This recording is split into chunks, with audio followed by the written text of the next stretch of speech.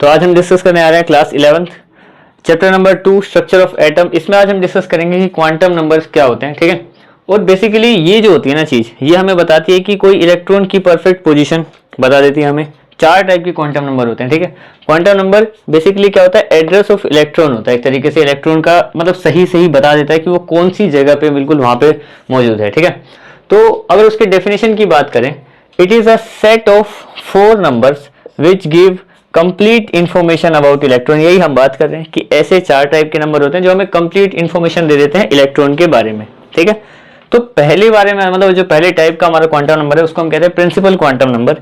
ये क्या करता है, it represents shell around the nucleus, यानी कि जो न्यूक्लियस है इसका, कोई भी हमारा आइटम है उसका न्यूक्लियस है, उसके अराउंड जितने भी शेल हैं ये उसको बता देता है प्रिंसिपल क्वांटम नंबर।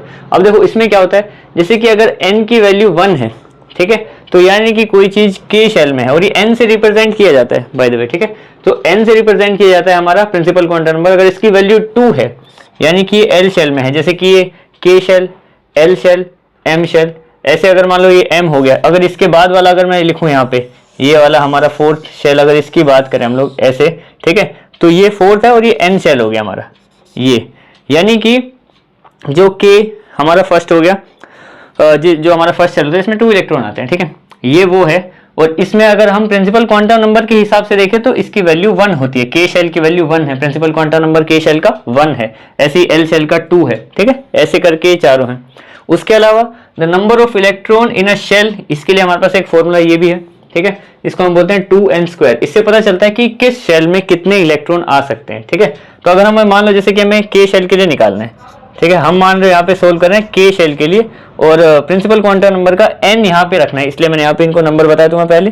तो ये 2, k शेल का प्रिंसिपल क्वांटम नंबर है 1, तो 1 का स्क्वायर 1 ही आ जाएगा यहाँ पे 2, यानी कि 2 इलेक्ट्रॉन आ सकते हैं।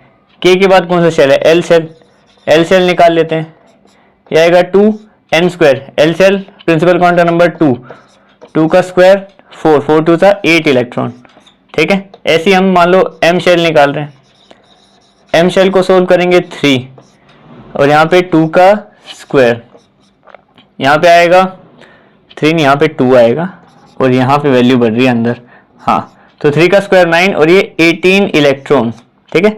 n की वैल्यू अंदर रखनी है यहाँ पे, ठीक है। उसके बाद बात करते हैं n शेल की।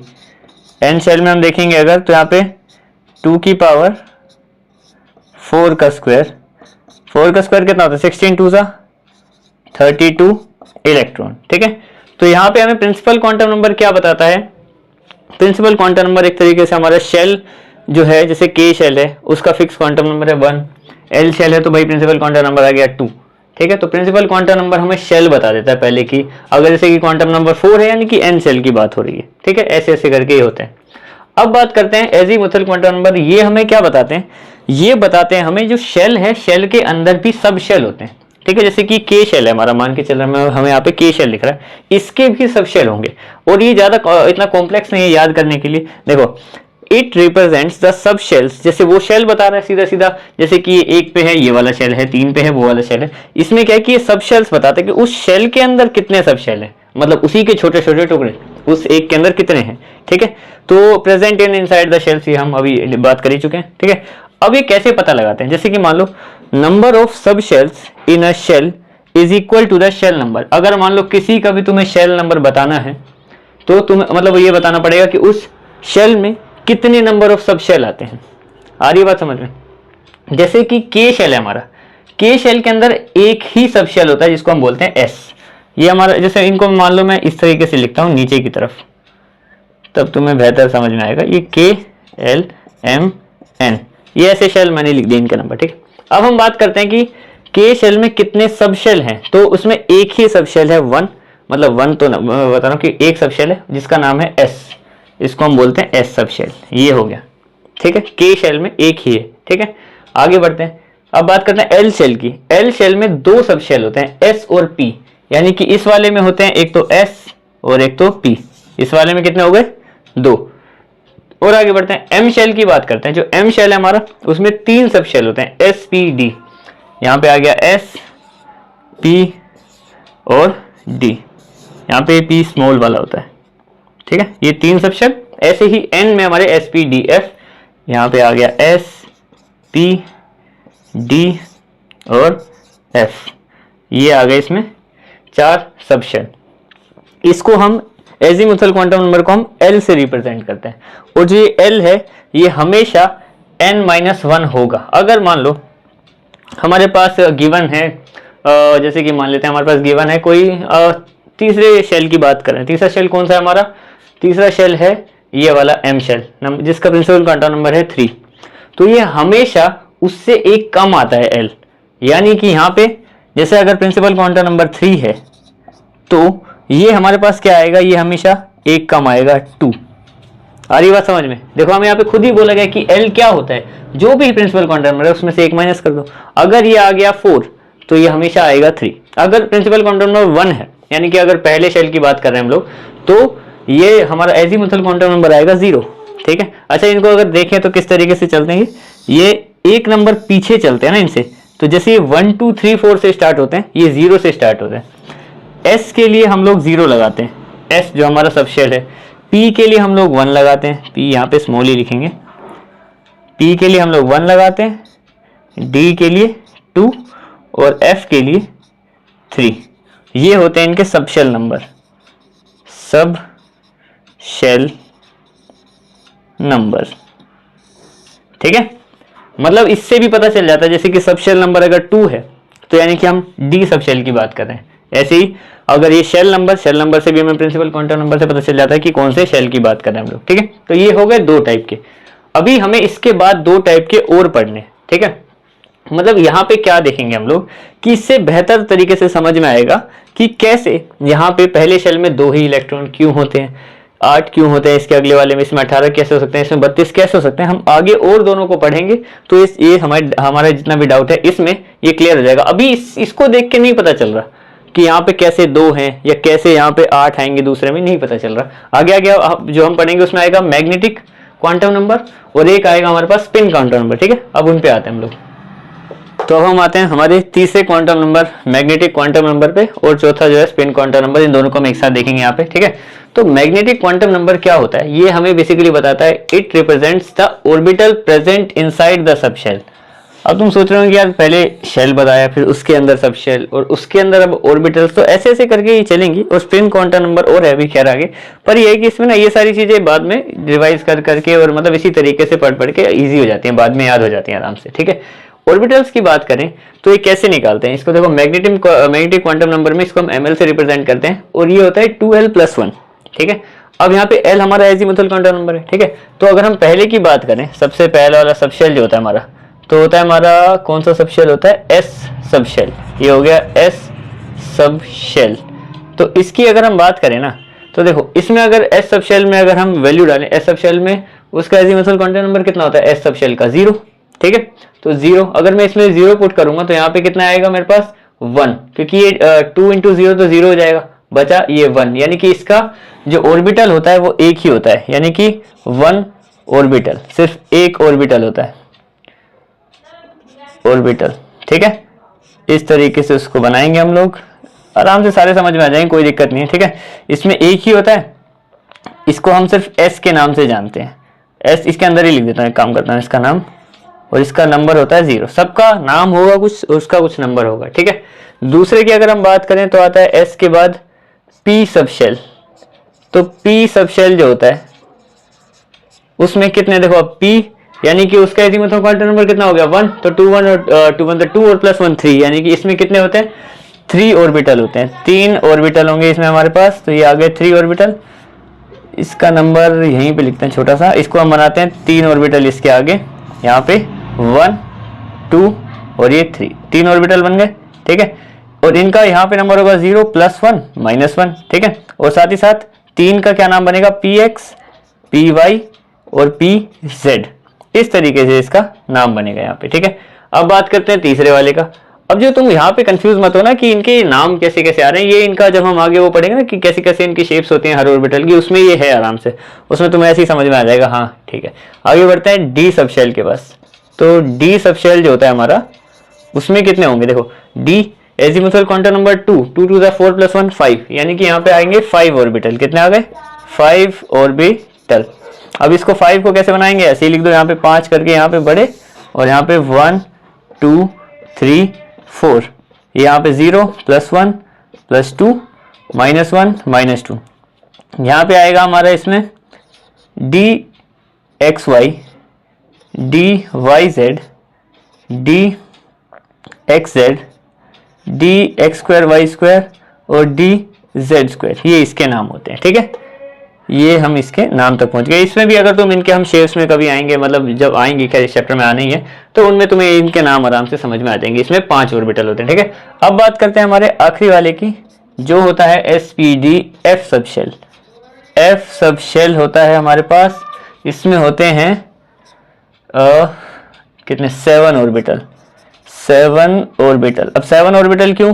क्योंकि अगर इसका एजीमुथल क्वांटम नंबर की बात करें 3 आता है, 3 to the 6 + 1 7, तो वो 7 ऑर्बिटल होंगे। वैसे इनके तुम्हें नाम याद रखने की जरूरत नहीं है, उसमें भी यही होगा FXYZ, फिर FX3 FY3, पर तुम्हें इसके नाम बिल्कुल याद रखने की जरूरत नहीं है। ठीक है, तुम्हारे इस क्लास में है नहीं। 1 2 3 4 5 6 7, और ये मैंने ज़्यादा बना दिया। हाँ ठीक है, 1 2 3 4 5 6 7। ठीक है, तो यहाँ पे वही आ जाएगा, ये +1 +2 +3 और -1 -2 -3। ठीक है, तो ये हो गए। अब इनके अंदर जितने इतने ऑर्बिटल्स होते हैं वो भी मैंने तुम्हें बता दिया, उनके नाम भी बता दिए। F ऑर्बिटल के तुम्हें नाम जानने की जरूरत है नहीं। ठीक है, तो अब बात करते हैं स्पिन क्वांटम नंबर की, कि स्पिन क्वांटम नंबर क्या होते हैं। It represent the spin off electron of N orbital, यानी कि एक ऑर्बिटल जो होता है उसके अंदर इलेक्ट्रॉन होते हैं। एक ऑर्बिटल में 2 इलेक्ट्रॉन होते हैं और उनकी स्पिन होती है इस तरीके से। मान लो जैसे ये है, इस तरीके से, एक अपवर्ड डायरेक्शन में, ऊपर वाली डायरेक्शन में, एक नीचे वाली डायरेक्शन में। तुम इसको ऐसे भी लिख सकते हो और ऐसे एरो भी लगा सकते हो। जो ऊपर वाला होता है हमारे पास, ठीक है, ये वाला, अगर किसी ऑर्बिटल में इतने ही इलेक्ट्रॉन है, मान लो ऐसे, क्योंकि एक में 2 ही आ सकते हैं, ज्यादा कंफ्यूज होने की जरूरत नहीं। ठीक है, each orbital can accommodate 2 electron. ठीक है, तो 2 इलेक्ट्रॉन रख सकता है वो, या फिर कैन हैव 2 इलेक्ट्रॉन बोल सकते हो तुम।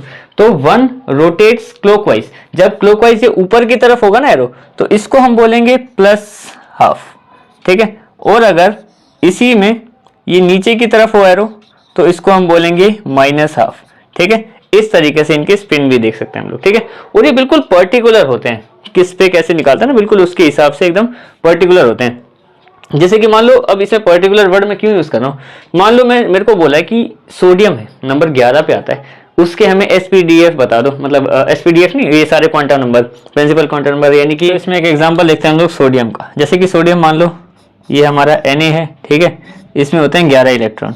अगर इसकी इलेक्ट्रॉनिक कन्फिग्रेशन हम देखें तो वो हो गया हमारे पास 1s1 1s2 1s2 2s2 2p6 और 3s1। तो मान लो इसका हमें वही बताना है, क्वांटम नंबर हमें एक एक करके सारे बताने हैं, और वो भी 11th वाले के, 3s1 वाले के। जो भी हमें बताने होंगे ना, वो पहले से स्पेसिफिक हमें बता दिया जाएगा कि इसी वाले के बताने हैं। जैसे कि सोडियम में ही बोल दिया जाएगा कि भाई अपने 5वें इलेक्ट्रॉन का बताओ, तो उसी को देखेंगे। अभी हमें कुछ नहीं बोला तो हम 11th वाले को निकालेंगे, और जनरली हमें अगर कुछ नहीं बोला होगा तो हम आखिरी वाले पे ही आएंगे। ठीक है, तो इसको हमें निकालना है, इसी के वही सारे क्वांटम नंबर। तो n के हिसाब से ये जो 3 है, ये 3 होगा हमारा प्रिंसिपल क्वांटम नंबर। L की अगर हम बात करें तो देखो यहाँ पे ये 3 से हमें ये पता चल गया। अब इससे हमें पता चलेगा आगे कि एजीमुथल क्वांटम नंबर कौन सा है। और S का एजीमुथल कितना होता है, 0, क्योंकि ये देखो SPD एक सेकेंड, हाँ SPDF, SPD और F, ये 0 से स्टार्ट होता है, 0 1 2 3, इस तरीके से शुरू होता है। तो S के हिसाब से ये आ गया 0। ठीक है, इसका एजीमुथल क्वांटम नंबर 0 आ गया। अब अगर हम बात करें, यहाँ पे आएगा मैग्नेटिक क्वांटम नंबर, जिसको हम बोलते हैं M और स्मॉल l लगाते हैं यहाँ पे। उसकी बात करें अगर, देखो अब इसका ये जो है हमारे पास L 0 है, ठीक है, यहाँ से 0 अगर ये आएगा, और हम बात करें कि ऑर्बिटल कौन सा है, ऑर्बिटल है S, कौन सा है S, तो इसके हिसाब से इसमें देखो S में तो एक ही नंबर का होता है 0, मतलब इसी एक की बात हुई है, उसमें 0 है। अगर मान लो कोई और होता, एक और एग्जांपल अभी ले लेंगे, उसमें कोई और होता तो हम उन पे भी जाते बाद में, लेकिन S है, S के नंबर यहाँ पे 1 2 3 कुछ नहीं है, सिर्फ उसमें 0 आता है, तो यहाँ पे इसका मैग्नेटिक क्वांटम नंबर 0 आ गया। स्पिन की बात करेंगे तो स्पिन के लिए क्या करेंगे, जिसको हम MS से भी डिनोट करते हैं, वो क्या आएगा हमारा। अब देखो इसके अंदर एक ही है इस वाले की बात करें, इसमें एक ही इलेक्ट्रॉन है, ऊपर की तरफ ही होगा, ऑब्वियस सी बात है, और हम नीचे की तरफ भी लगा सकते हैं, हमारी चॉइस होती है। तो ये एक है, ये आ गया, तो यहाँ पे इसको हम बोलेंगे प्लस हाफ। तो इस तरीके से हम किसी का भी निकाल सकते हैं, मतलब जैसे मान लो हम ऑक्सीजन का ही निकाल लेते हैं, एक और एग्जांपल लेते हैं कि हम ऑक्सीजन का निकालते हैं, उसके अंदर होते हैं भाई 8 इलेक्ट्रॉन होते हैं, तो उसकी कंफिगरेशन क्या होगी 1s2 2s2 और 2p4, यहाँ पे आएगी 2p4, हो गया 8 इलेक्ट्रॉन। अब इसके हिसाब से देखते हैं जरा, तो n कितना आ गया 2, L कितना आएगा P कितने पे होता है, P होता है 1 पे, है ना, क्योंकि देखो S के बाद P 1 पे होता है, तो यहाँ पे एजीमुथल क्वांटम नंबर 1, फिर यहाँ पे आएगा magnetic spin, magnetic quantum number से स्पिन वाला भी नहीं आएगा, तो ml ये होगा कितना। अब देखो ये 1 है, कितना है यहाँ पे 1 वाले के लिए कौन सा बना है हमारे पास यहाँ पे, जैसे कि ये आ गया हमारे पास, इसके हिसाब से L 0 था ना, तो यानी कि S के हिसाब से निकाला था हमने, अब हम निकाल रहे हैं P के हिसाब से। तो जो P है, P के सब शेल में ही होते हैं ये 3, मैं मान लेता हूँ कि मैंने ये तीनों यहाँ पे बना दिए इस तरीके से, ठीक है। अब इसमें इलेक्ट्रॉन कितने हैं 4, 1 2 3 और 4th यहाँ से शुरू करेंगे, ठीक है। तो ये हो गया। अब हम बात करें इसी वाले की, एग्जैक्टली इस वाले की बात करें, तो ये वाला जो इलेक्ट्रॉन है ये नीचे की तरफ को देख रहा है, यानी कि -1/2, एक सेकेंड, यहाँ पे तो ये आएगा, यहाँ पे इसकी वैल्यू आएगी, स्पिन की बात करेंगे तो वो -1/2 आ जाएगी। तो ये जो वैल्यू आएगी कैसे आएगी 0, +1 यहाँ होता है, -1 यहाँ होता है, तो ये आ गया -1। क्लियर, किसी का भी निकाल सकते हैं, इससे ऐसी कोई दिक्कत वाली बात नहीं होती। बस अब आखिरी एक और चीज़ देखते हैं जो हम डिस्कस कर रहे हैं इस चैप्टर में, वो ये है कि हमें कैसे पता चलता है कि भाई जैसे ये न्यूक्लियस है, जो बोर मॉडल के हिसाब से ऐसे करके शेल बने हुए ना कई सारे, तो ये मैंने बना दिए लाइन से 4, ये मेरे न्यूक्लियस हो गया। कितने बनाए मैंने 1 2 3, तो ये हो गया मान लो चौथा। तो पहले शेल में 2 क्यों आते हैं, दूसरे शेल में भाई 8 क्यों आते हैं, तीसरे शेल में 18 क्यों आते हैं, वो हमने फॉर्मूला देखा था ना कि उस अगले वाले शेल में 32 क्यों आते हैं, तो वो यहाँ पे जरा क्लियर करेंगे। जैसे कि हमें पता है कि भाई यहाँ पे ये है, ये तो न्यूक्लियस हो गया अपना, ठीक है, पहला शेल है, इसमें जो सब शेल होता है सिर्फ एक ही होता है S, दूसरे वाले में होता है S और P, तीसरे वाले में होता है S P D और चौथे वाले में होता है S P D और F। इस तरीके से हमने ये पढ़े, ठीक है।